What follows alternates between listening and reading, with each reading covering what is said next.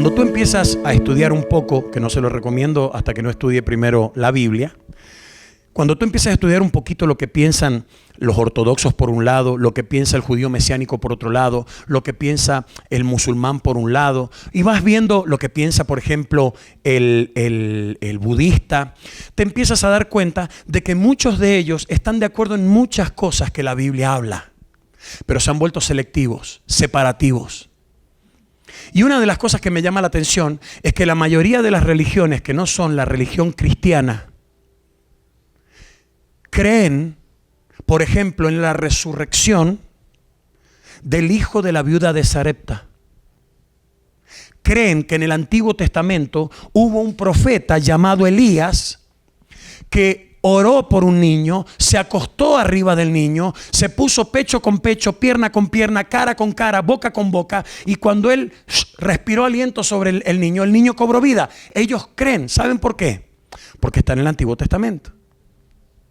Luego, ellos creen que también resucitó el hijo de la tsunamita.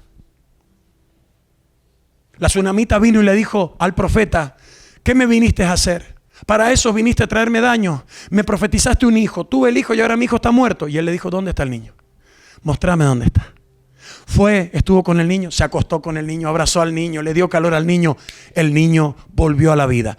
Las religiones aledañas a la nuestra acreditan de que el profeta Eliseo oró por el niño de la mujer tsunamita y el niño resucitó. ¿Sabes por qué? Porque es parte del Antiguo Testamento. Te voy a decir más. Ellos creen de que Jesús oró por un niño que estaba en un ataúd, que lo iban llevando en el funeral, y la mujer que iba caminando al lado del ataúd era la madre viuda.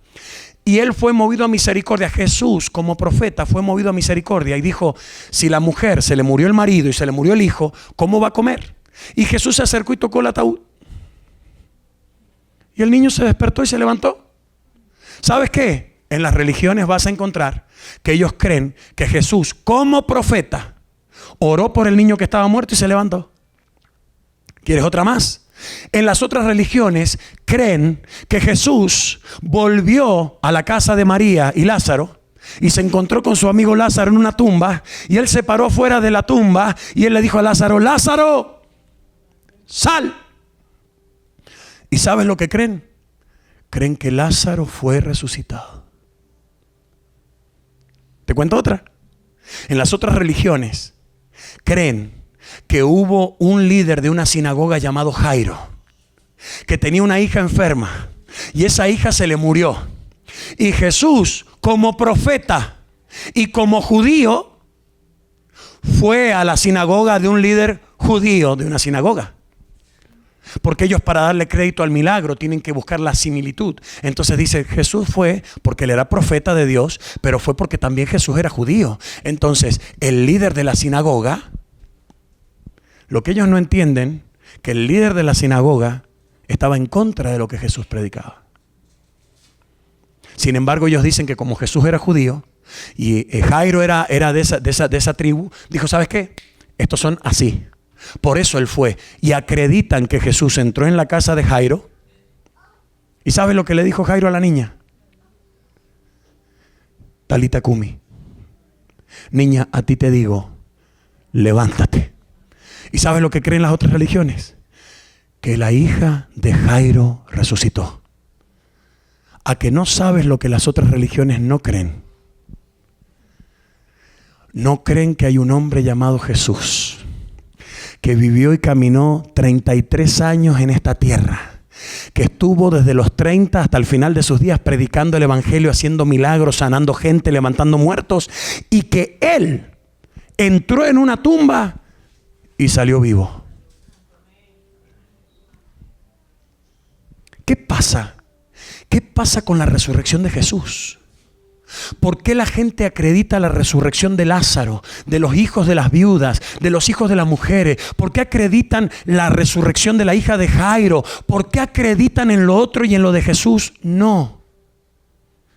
Les voy a decir por qué yo creo.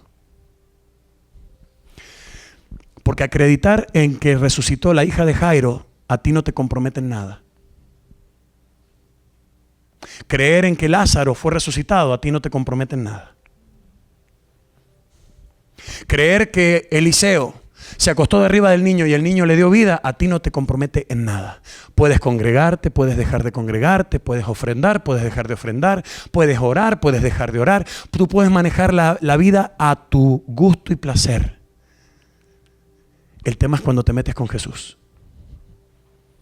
Cuando te metes con Jesús, es la única persona por la cual la Biblia dice, y el que está en Cristo, nueva criatura es. No dice el que está en Eliseo, no dice el que está en Elías, no dice el que está en Moisés, no dice el que está en Abraham. No. Él dice, el que está en Cristo Jesús va a tener que demostrar los frutos de ese árbol.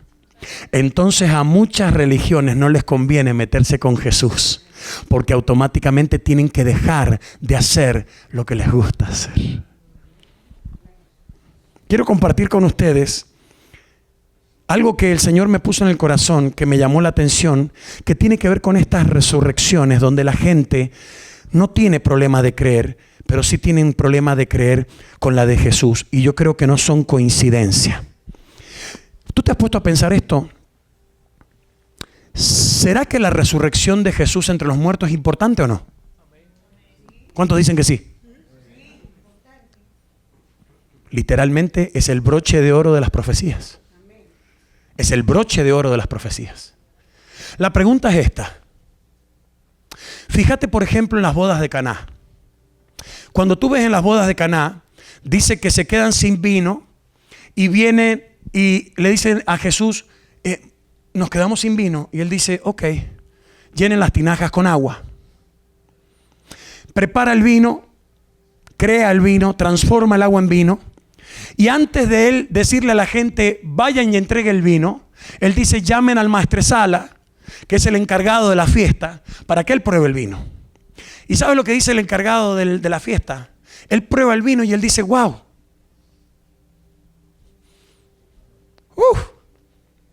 Wow, esto es cosecha 137 AD. Esto es un Cabernet Sauvignon. Con uvas del monte Sinaí. Wow, dice, atención a todo el mundo. Quiero darle, dice, un aplauso, dice, a los dueños de la casa y a los padres del novio. Porque no sé si usted sabía, pero los padres del novio eran encargados de poner el vino en la fiesta. Si los padres del novio no tenían para poner vino en la fiesta, los padres de la novia se daban cuenta que la hija iba a estar toda la vida con un pobre. Por eso fue que María corre y le dice, nos quedamos sin vino, porque era necesario que ese casamiento se ejecutara. Si no, el muchacho perdía a la novia. Entonces Jesús hace lo del vino y dice el hombre, quiero decirles algo. Un aplauso para los padres del novio. ¿Por qué? Normalmente la gente da, dice, el mejor vino al principio, y cuando la gente se emborracha, sacan el vino en bolsa de plástico y les dan el vino barato. Total, ya están borrachos. Pero ustedes han dejado para el final lo mejor. Un aplauso, dice, para los dueños de la casa. ¿Cuántos están entendiendo que normalmente nosotros siempre guardamos la mejor sorpresa para el final? Cuando tú le vas a dar un regalo a un hijo y tienes 3, 4 regalos, tú empiezas por el más chiquito. ¿Cuántos están acá? Mira, este. Y el niño dice, ok. No, pero hay otro. Ok. Hasta que sales con la consola de PlayStation y él dice, papá, te amo. Donde vos le des la consola al principio, a los otros ni los miras.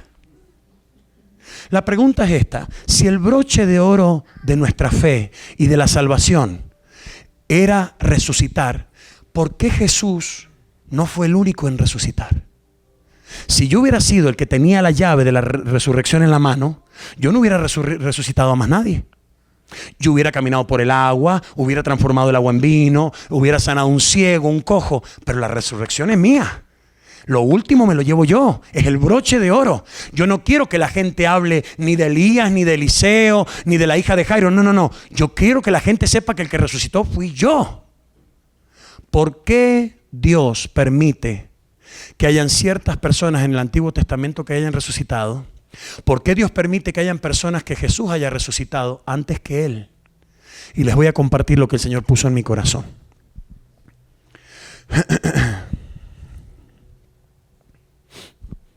En el caso número 1, que tiene que ver con los hijos, el hijo de la mujer de Sarepta y el hijo de la Sunamita, tiene que ver con los hijos de la viuda en el Antiguo Testamento, representa los que creyeron en Jesús sin verlo. Escuche, esto es algo que el Señor puso en mi corazón, porque yo digo, ¿por qué Él permitió que hubiera resurrección antes de que Él estuviera? ¿Qué quería marcar? Y el Señor me mostró esto y se los estoy compartiendo. ¿Cuánto lo van a recibir? Amén. Hebreos 11:13. Dice en el libro de Hebreos, capítulo 11, versículo 13. Conforme a la fe, murieron todos estos sin haber recibido, ¿qué cosa? Lo prometido, sino que mirándolo desde lejos y creyéndolo, saludándolo y confesando que eran extranjeros, peregrinos sobre la tierra. Míreme, está diciendo, ese capítulo de Hebreos es considerado la sala de la fama de la fe. Ese es el capítulo que comienza diciendo, por la fe Abraham hizo tal y tal cosa. Por la fe Moisés hizo tal cosa. Por la fe, habla Rahab, hizo tal. ¿Me están acá o no? Ese es el lugar donde vos escuchás de parte de Dios, donde está toda la estantería con todos los trofeos de todos los que fueron trabajando. Entre esos trofeos está eso. Dice, hubieron unos en el antiguo pacto que conforme a la fe que ellos tenían, se terminaron muriendo sin haber recibido el galardón de ver a Cristo. Son personas que le hablaron de Jesús, son personas que le predicaron de un Mesías, son personas que le predicaron que el Hijo de Dios iba a venir a buscar a su pueblo, y ellos decidieron salirse de la religión en la que estaban, sirviendo a Baal, sirviendo a dioses falsos, sirviendo falsas religiones. Se salieron y tomaron fe en que lo que se estaba diciendo era cierto. Y dice que ellos se murieron sin haberlo visto. Entonces mucha gente dice, escúcheme, esta es una pregunta que mucha gente se suele hacer. Ok, yo entiendo que mucha gente se va a salvar porque ha creído en Cristo Jesús. Pero ¿qué hay de aquellos que se murieron antes que Cristo apareciera? La respuesta se las estoy leyendo. Conforme a la fe de aquellos que murieron, todos estos sin haber recibido lo prometido, sino que miraban desde lejos. Ellos decían, yo sé que va a venir un Mesías, no sé cuándo, pero yo sé. Conforme a esa fe, viene Dios y dice, voy a permitir que ciertas personas en el Antiguo Testamento se mueran y se resuciten, para que sepan que hay algunos del Antiguo Testamento que también voy a levantar. Porque a veces nos volvemos como exquisitos y a veces decimos, ¿cómo que los del Antiguo Testamento van a ser salvos? Si eso es en Cristo Jesús, es para que todo aquel que en Él crea no se pierda. Sí, pero usted no es Dios, espere. Usted tiene que entender que nosotros estamos en un nuevo pacto. El nuevo pacto es en la sangre de Jesús, pero eso es para ti y para mí que somos de los gentiles. El pueblo de Dios, el pueblo donde Él vino, el pueblo de antes, eso tiene un proceso que Dios lo fue moldeando, lo fue llevando, y Él iba eliminando gente, retaba gente, mataba reinos, hacía cosas porque Él quería establecer su poderío, y la gente no entendía. Y entre medio de todo eso Él permitió que se levantaran profetas y que permitieran que personas que se habían muerto resucitaran. Esa gente tuvieron fe en Jesús sin haberlo visto y confiaron lo que se les había prometido mirándolo desde lejos. Eso representa los hijos de las mujeres que fueron resucitados en el antiguo pacto. Luego aparece Lázaro y el hijo de la viuda que Jesús toca el ataúd. Estos representan a los judíos de aquel tiempo que, aunque estaban presos de la ley, decidieron seguir a Jesús y creyeron en Él. También ellos van a participar de cuando venga Cristo por su iglesia. Viene Jesús, se aparece y él la agarra y le empieza a predicar a un grupo de personas. Y cuando él está predicando, la gente lo empieza a apretar. Y él dice, ¿me prestas la barca? ¿Me prestas el bote? Le dice claro, se sube al bote, aparta el bote de la gente y empieza a hablar. Pero cuando empieza a hablar desde el bote, él cambia la forma de predicar, él cambia la forma de dirigir el mensaje, él cambia el contexto de cómo él habla, él cambia el dialecto en el que está hablando. Y los discípulos dicen, ¿qué le pasó? ¿Qué le pasó? Dice al Señor que cambió la forma de hablar. Y cuando se va la gente, le dicen, maestro, ¿por qué cambiaste la forma de hablar? Le dice, porque lo que yo hablo no es para que todo el mundo lo entienda. Le dice, ¿pero cómo? ¿Cómo te van a creer si no te entienden? Le dice, te voy a decir algo. Yo estoy hablando y puedo ver que tienen comezón de oído. ¿Sabes lo que Jesús estaba diciendo? Estoy claro que esos no van a resucitar el día de la resurrección. Tienen cerrado su corazón a lo que yo estoy hablando. Entonces, ¿él qué hace? Él cambia la forma de hablar. Y los que estaban con el corazón abierto agarraban todo lo que Jesús hablaba. Si Jesús hablaba de la espiga de trigo, ellos decían, wow, qué poderoso. Si Jesús hablaba del pez en el agua, decían, poderoso, Rabí, poderoso. Porque la persona tenía el corazón abierto a lo que salía de la boca de ese hombre. Pero habían otros que tenían mente intelectual y querían que Jesús les hablara intelectualmente. Y él dijo, ¿sabes qué? Estos tienen comezón de oído. Esto yo les hablo y no entienden. Entonces, ¿qué pasa? En este momento nos encontramos con que cuando Jesús hace el milagro de resucitar a Lázaro, ya lo hace él estando acá estableciendo su reino. Y luego él va caminando y ve el funeral y toca el cajón y revive al muchacho. Hubieron un montón de personas que creyeron porque lo vieron caminar por arriba del agua, lo vieron sanar al ciego, lo vieron sanar leprosos, lo vieron levantar a Lázaro, lo vieron levantar a este muchacho. Un montón de personas creyeron. ¿Y él qué hacía? Él iba caminando y dice que la gente se iba agregando a la iglesia mientras él iba caminando. Vos te pones a pensar que ese hombre salió caminando y en un momento se dio vuelta y tenía 10,000 personas atrás. ¿Por qué? Ahí, ¿sabes lo que él se dio cuenta? Escuche. Se dio cuenta que esos que venían detrás de él no venían ni por los panes ni por los peces. Él se dio cuenta que la gente los venía siguiendo y él se paró porque el discípulo viene y le dice, maestro, esta gente ha caminado todo el día, no le vamos a dar de comer. Y Jesús le dice, dale de comer vos, si yo los vengo alimentando hace rato espiritualmente. Denle de comer ustedes. Pero si Jesús hubiera seguido caminando, te puedo prometer que la Biblia diría que esa gente lo siguió 2 días y 2 noches sin parar, porque esa gente estaba enfocada en que en algún momento Él hizo un milagro con Lázaro o con ese joven y dijeron, yo quiero ser parte de eso. No sé cómo lo hizo, todavía no entiendo bien quién es, pero lo único que sé es que si Él pudo resucitar a ese muerto, me puede resucitar a mí, a mi esposo, a mi esposa, a mi hijo, a mi hija, a cualquiera que lo toque, cobra la vida. El tercer caso que tenemos es un caso muy fuerte, que es el caso de la hija de Jairo. Jesús resucita a la hija de Jairo dentro de la casa y pasa un acontecimiento muy espectacular. Que cuando él llega a la casa de Jairo, está toda la gente llorando y sufriendo por el velorio. Y lo primero que él hace es que saca de la casa a todos los que son aguafiestas. Señor, salí de acá. Señor, menos mal que llegaste. Vamos por acá, por acá. Así las agarraba del hombro y las llevaba. Sáquenme a toda esta gente que les encanta victimizarse. Váyanse.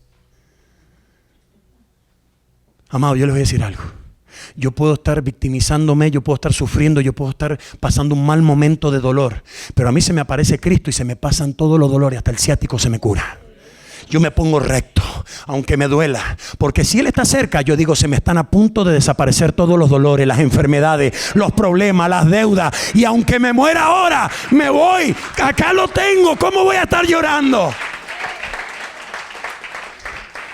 Entonces, viene Jesús y levanta a esta niña, la cual no se conoce su nombre, Se le habla a ella, se refiere a ella como la hija de Jairo. Pero siempre hemos hablado que dentro de la Biblia la mujer representa ¿qué cosa? ¿Qué representa? La mujer dentro de la Biblia representa la iglesia. Significa que según lo que el Señor me está mostrando a mí, en el Antiguo Testamento hay muchas personas que creyeron en Él sin verlo, que van a ser resucitadas. En el Nuevo Testamento habían muchos que tenían diferentes religiones, confiaron en Él y van a ser resucitados. Pero ahora el Señor se está tomando el tiempo de levantar una iglesia, donde Él está poniendo un sello diciendo: si levanté a los del Antiguo Testamento que creyeron en mí, si levanté a los judíos que creyeron en mí ahora, quiero que sepas que me voy a guardar un espacio para levantar una iglesia que aunque parezca que está muerta, yo me les voy a aparecer, los voy a levantar, y aunque estén muertos vivirán simplemente porque pusieron la vista en mí, la fe en mí y confiaron igual que los del Antiguo Testamento. Me miraron desde lejos. Creo que Jesús lo hizo a propósito. Creo que Jesús levantó a la muchacha y se fue hasta su casa a hacerlo para que tú sepas lo que dice la Biblia que va a acontecer. Fíjate que Jesús está caminando y se le acerca un hombre que dice que era dueño o jefe de una empresa. La empresa tenía por nombre, creo que era la italiana. La italiana. Pero el hombre tenía en su casa un siervo enfermo. Y se le acerca a Jesús y le dice: sé que soy romano, sé que no nos llevamos bien, sé que normalmente soy parte de los que te persiguen para lastimar a tu reino, tu iglesia y a los que te siguen. Pero tengo un problema. Mi siervo en mi casa está enfermo. Y él le dice: ok, vamos. Le dice: no. No, porque no soy digno que entres en mi casa. Mi casa es un lugar indigno para que tú entres. No puedo permitir, después de todo lo que he visto, porque te he seguido desde Capernaum hasta Nazaret, de Nazaret hasta la otra costa de la ribera. Te vi cuando fuiste a Gadara. He visto cómo le sacaste un demonio a un tipo que estaba ahí. He visto cómo caminaste por el agua. He visto todo. Yo no puedo permitir que tú entres en mi casa. En mi casa hay fiestas, borracheras, orgías. En mi casa hay cosas de romanos. Por eso lo que necesito es solamente que sueltes la palabra. Tú di la palabra acá y yo estoy seguro que mi siervo que está en la casa se va a sanar. Y dice Jesús: wow, ni siquiera en mi tierra natal he visto tanta fe. Ni siquiera en casa de adoración Sarasota he visto tanta fe. ¿Cómo es posible que un impío, un hombre que me persigue, un hombre que me molesta, un hombre que no cree en mí, me venga y me diga: suelta la palabra, que tu palabra va a volar por el viento, va a tocar a mi siervo y lo va a sanar? Escuche. Y él le dijo: sea hecho conforme a tu fe. ¿Estamos acá? ¿No será que Jesús podía hacer lo mismo con la hija de Jairo? Haberle dicho: Jairo, ¿qué te pasa? Maestro, mi hija está muerta. Me acaban de decir que se murió. Y él le podría haber dicho lo que le dijo: no temas, ella no está muerta, solamente duerme. Y él hubiera dicho: ¿cómo que duerme? Ve en paz, confía en mí, y cuando llegues a tu casa verás que tu hija está viva. Él lo podría haber hecho. Pero creo con todo corazón que Jesús quería dejar plasmado durante el Nuevo Testamento que Él no solamente levantó a Lázaro y levantó al muchachito. Él tenía que dejar en claro que Él iba a levantar una iglesia. Por eso es que yo creo que esto que nosotros hoy día celebramos es más fuerte de lo que nosotros pensamos. Libro de Efesios, capítulo 5. Yo sé que esto comienza un poquito pesado, pero por favor no se enojen conmigo, hermanos. maridos, amen a vuestras mujeres. Pero si las van a amar, ámenla como Cristo amó ¿a quién? Y se entregó a sí mismo por ella, para santificarla, habiéndola purificado en el lavamiento del agua por la... Sigue. A fin de presentársela a sí mismo, una iglesia gloriosa, que no tuviese mancha, ni arruga, ni cosa semejante, sino que fuese santa y sin mancha. Sigue. Eso es todo. Dice, a fin de presentársela a sí mismo, una iglesia gloriosa, que no tuviese mancha, ni arruga, ni cosa semejante, sino que fuese santa y sin. ¿Usted quiere saber cómo es la mujer? ¿Cómo es la iglesia que Cristo quiere levantar para llevarse con él? Porque según lo que dice ahí, si usted ve en el versículo 27, dice, él va a venir a fin de presentársela ¿a quién? A él mismo. Él murió. Él la redimió. Él la santificó. Y dejó su palabra para que la iglesia, la mujer, la novia de él acá, vaya siendo purificada y santificada, de tal manera que los que están dentro de esa iglesia vayan siendo sin manchas, sin arrugas, sin dobleces. Porque él no va a venir a buscar la iglesia. Presta atención. Jesús no va a venir a buscar la iglesia para llevársela a otro. Jesús no viene a buscar la iglesia para llevársela a los ángeles. Jesús no viene a buscar la iglesia para llevársela al Padre. Jesús viene a buscar la iglesia para presentársela a él mismo. Jesús es el novio. Entonces él viene y ve la oportunidad de dejarnos saber a nosotros, los de la iglesia de este tiempo, de que cuando él venga, él no se va a olvidar de su iglesia, pero él está esperando una iglesia que sea santa y sin. Este último caso de la hija de Jairo, présteme atención, le voy a decir que ya nos vamos yendo, ya estamos terminando. Este último caso donde él levanta a la hija de Jairo, hace literalmente un cierre profético. Hace un cierre profético de todo lo que se vino hablando en el Antiguo Testamento acerca de él. Usted y yo tenemos que entender que Jesús vino en un tiempo donde lo que dominaba era la ley. Y él no vino para contrarrestar la ley, él vino a cumplirla. Él vino a llenar cada cuadro que estaba en blanco que habíamos dejado nosotros vacío. El último que faltaba es cuando él cumple todas las profecías, todo lo que se dijo de él, todo lo que se habló del Mesías, y faltaba la única. La única era que él iba a ser arrestado, iba a ser maltratado, que iba a ser llevado como un cordero delante de sus trasquiladores. Y dice la Biblia que el profeta que lo vio, dice, él iba en silencio, callado, delante de los que sabía que lo iban a desmantelar. El profeta tal vez no entendía. El profeta hablaba la visión que tuvo, pero él no estaba entendiendo. Ahora tú lo entiendes. Ahora tú lo entiendes porque tú celebras la Pascua. Y tú entiendes de que mucha gente no puede parar su vida si no tiene en su casa un crucifijo con un Cristo colgado, chorreando sangre con cara de muerto. ¿Qué es lo que le dijo el ángel a las mujeres que estaban en la tumba? ¿Por qué buscan donde están los muertos al que vive? Ustedes no tienen un Dios de muertos, ustedes tienen un Dios de vivos. Ustedes tienen que entender que todo lo que murió va a resucitar, y todo lo que está muerto va a resucitar, y lo que el diablo pensaba matar, Cristo lo va a levantar de nuevo. En Jesús se cumplió lo dicho por los profetas. En Jesús se cumplió la redención. En Jesús se cumplió toda la ley. En Jesús se cumplió el anhelo del Padre que tuvo con Adán y no lo cumplió.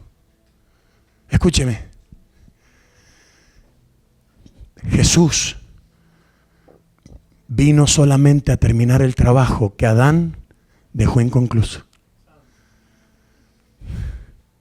Dios le entregó la autoridad y el dominio a Adán, y Adán no lo supo cuidar. Les quiero dar un consejo. No descuide lo que Dios le ha confiado a usted del reino. No haga que tenga que mandar a otra persona a que termine lo que usted tiene que hacer. Si Dios lo puso para que usted lo empiece, termínelo usted. Si usted se casó, quédese ahí, hermano, termínelo. En Jesús se venció la muerte. ¿Cuántos dicen amén? Pero para siempre. En Jesús se venció la muerte. ¿Sabe lo que significa eso? Eso significa que cuando se te muere un ser querido, es hasta nos vemos enseguida, no hasta nunca. Se te muere un ser querido y vos le decís, nos vemos en un rato, porque yo también tengo fecha de caducidad. Pero te tengo una promesa. Te estás yendo antes que yo, pero dentro de poco nos juntamos. ¿Sabes por qué? Porque en la Biblia, si Dios levantó los del Antiguo Testamento, levantó los del Nuevo Testamento y levantó una mujer que representa a la iglesia, me voy para allá y nos vamos a encontrar y vamos a pasar toda la eternidad junto con Cristo, gozándonos y adorándole por lo que es.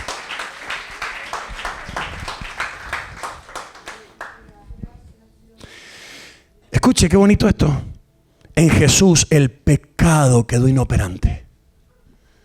Escuche, el pecado está activo, pero nosotros tenemos la herramienta para dejarlo inoperante. En Cristo Jesús. ¿Por qué? Porque si hoy día a mí me sale la oportunidad de robarle algo al siervo acá, yo pregunto, ¿qué haría Jesús en mi lugar? Y la respuesta sería, Jesús no le robaría. Si yo ahora tengo la posibilidad de ser infiel, yo preguntaría, ¿qué haría Jesús en mi lugar? Y Jesús sería fiel. ¿Cuántos saben que Él es fiel? En Él el pecado se vuelve inoperante, porque el enemigo te tira el dardo para que tú caigas, para que tú tropieces, para que tú te hundas. Y cuando tú recibes el dardo y lo amortiguas y tú dices, ¿qué haría Jesús en mi lugar? Tú dices, perdonar, voy a perdonar. Y cuando perdonas, el diablo dice, necesitamos hacer otra cosa, porque eso no funcionó. Voy a tocarlo para que le pegue al hermano. Entonces te toca y cuando le querés pegar dice, ¿qué haría Jesús? Y Jesús lo abrazaría y lo abrazás. Y el diablo dice, no podemos, hay que reforzar la fuerza. ¿Por qué? Porque el que está en Cristo Jesús es una nueva criatura. Todas las cosas viejas pasaron, he aquí son todas hechas nuevas, para la gloria del que vive por los siglos. ¿Cuántos dicen amén?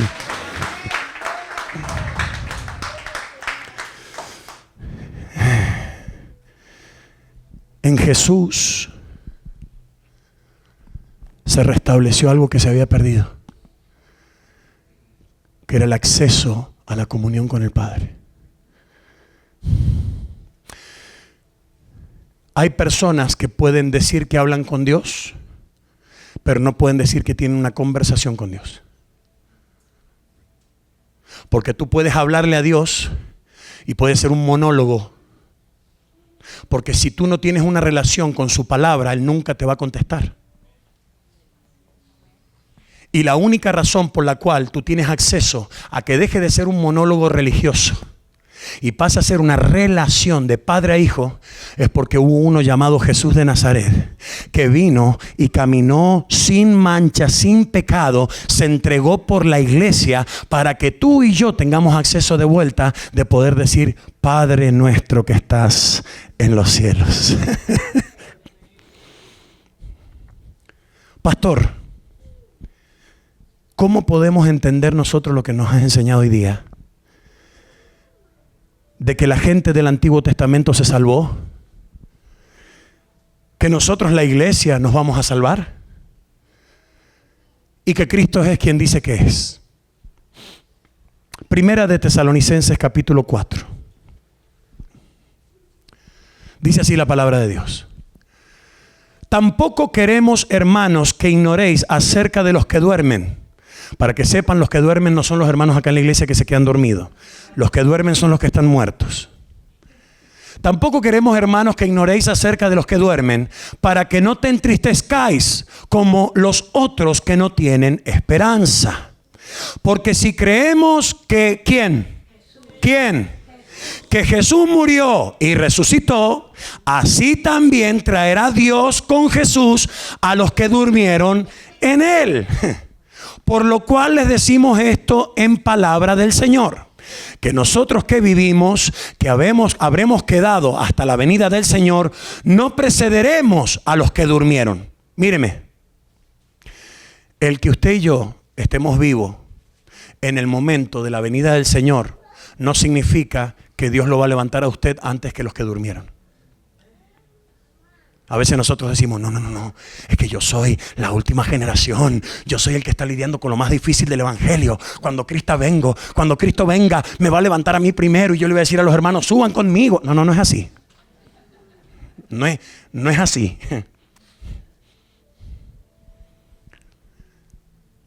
Dice, por lo cual le quiero decir esto en las palabras del Señor, que nosotros los que vivimos, que habremos quedado hasta la venida del Señor, no vamos a preceder a los que durmieron. Porque el Señor mismo, ¿quién?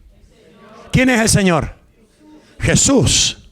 Porque Jesús mismo, con voz de mando, con voz de arcángel y con trompeta de Dios, descenderá ¿de dónde? Y los muertos en Cristo resucitarán primero. Escúcheme, los del Antiguo Testamento.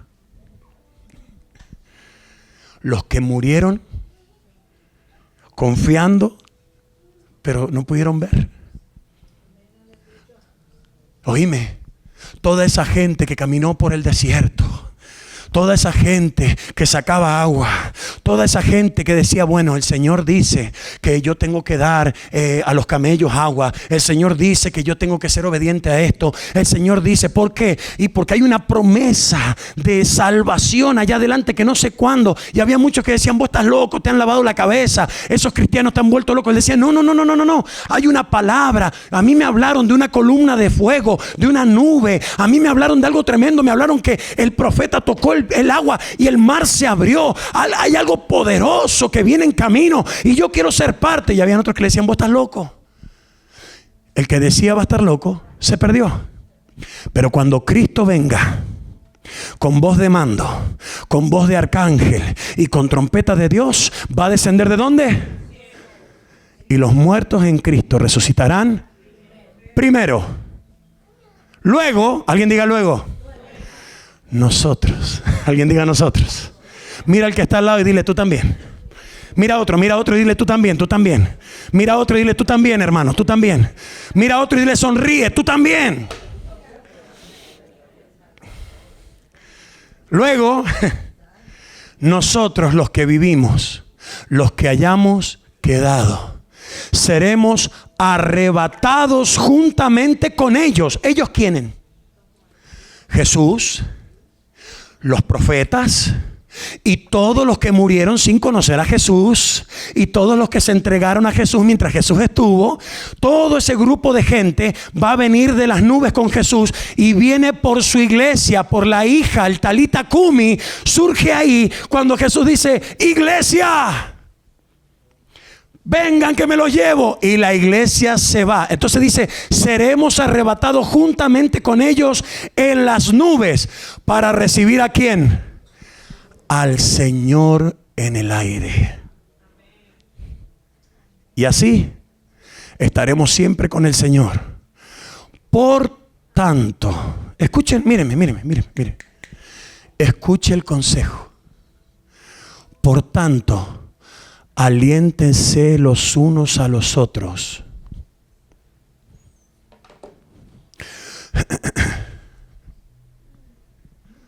Con estas palabras.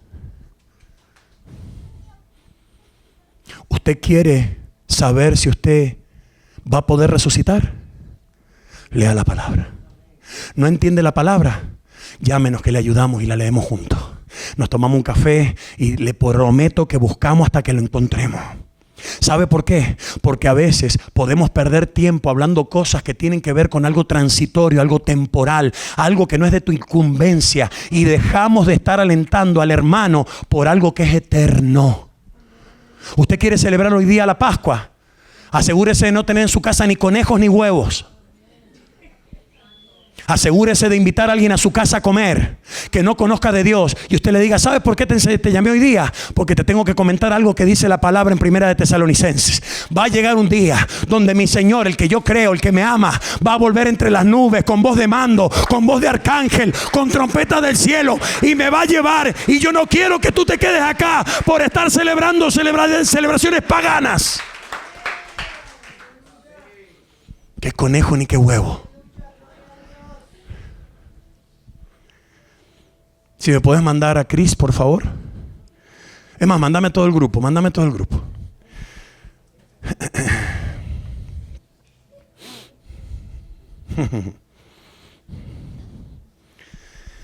Di conmigo: Cristo vino, murió, resucitó, la tumba está vacía y va a regresar por mi familia, por mi iglesia, por mis pastores y por mí, porque así lo creo en mi corazón.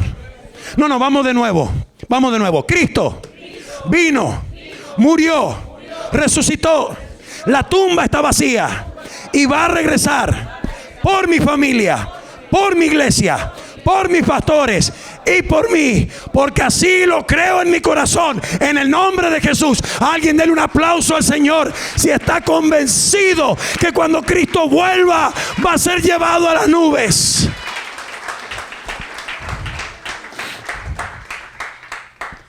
Simplemente quiero cerrar con esto para que nos vayamos.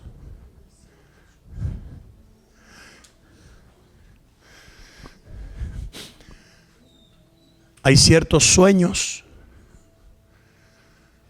que hemos tenido que pareciera que los hemos metido en un cajón y se han muerto. Habemos muchos de nosotros que teníamos sueños en nuestros países.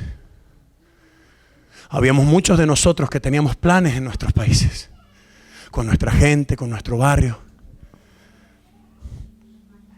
No sé tú, pero yo era de los que hablaba con mi amigo y le decía: cuando seamos grandes y tengamos nuestros hijos van a jugar juntos y van a ir en bicicleta juntos a la escuela.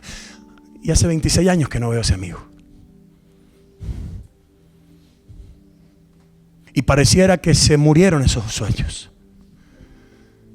Hay personas que dicen: wow, yo tenía el sueño de tener una familia con hijos y nietos. Y pareciera que vos dijeras: se me pasó la vida, me enfoqué en otras cosas y no hice lo que tenía que hacer. Y por ahí uno agarra y dice: me agarré, y como que ese sueño se murió. Hay otros que dicen: llevo 40 años trabajando en esta empresa, siempre tuve el sueño de ser independiente, de trabajar solo, de ser mi propio jefe, ser libre, y mira dónde estoy, preso. Tengo 70 años, 75 años, no sé qué edad tienes, y te sientes preso pensando que ese sueño de ser tu propio jefe, de tener libertad, se murió. De repente tú dices: ¿sabes qué? Lo hice bien, formé la familia, tengo mis hijos, me estoy preparando mentalmente para ser abuelo. Y viene tu hija y te dice: no puedo tener hijos. O viene tu hija y te dice: mamá, mi esposo no puede tener hijos. Y tú dices: se me acaba de morir el sueño de ser abuelo, abuela. Hoy día quiero que sepas algo. Estoy convencido en esto. No hay nada que tú no se lo presentes a Cristo en un altar que está muerto, que cobre vida. Lo que sea que tú le presentes a Él en un altar, cobra vida. Si tienes una relación complicada y parece que se está muriendo, preséntaselo al Señor en el altar. Si usted me dice: pastor, ¿sabes qué? Es que me da vergüenza delante de los hermanos. Mire, hermano, yo le voy a decir algo para que usted sepa. Los domingos la iglesia está abierta desde las 9, 8 y media de la mañana. Usted puede venirse tempranito cuando no hay nadie. Y usted agarra, viene acá, agarra uno de estos trapitos blancos.